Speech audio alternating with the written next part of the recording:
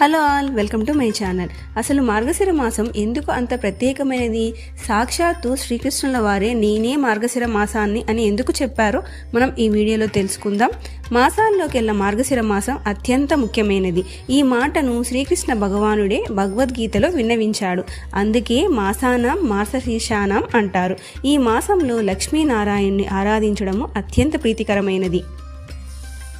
మార్గశిర మాసంలో ఆధ్యాత్మిక సాధనకు ఉత్తమమైనది.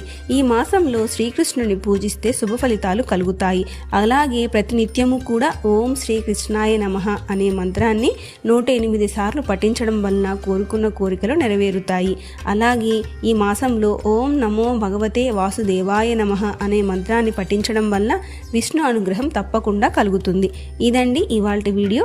నెక్స్ట్ వీడియోలో మార్గశిర మాసంలో ఎలాంటి నియమాలను ఆచరించాలి, ఏ మంత్రాలను పఠించాలో నెక్స్ట్ వీడియోలో పోస్ట్ చేస్తాను. అంతవరకు stay tuned. Thank you. By by.